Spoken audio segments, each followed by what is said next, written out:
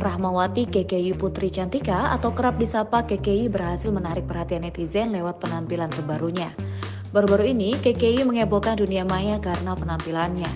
Beda dari biasanya, KKI terlihat memamerkan potret wajahnya kala memakai wig rambut panjang yang berwarna silver.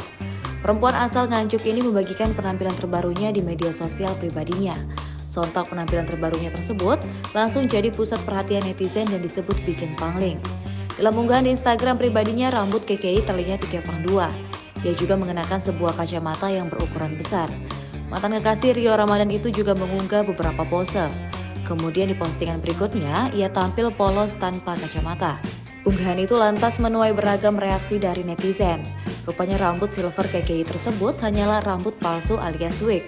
Dalam konten YouTube, KKI menjelaskan bahwa dirinya masih mengenakan hijab saat tampil dengan wig tersebut.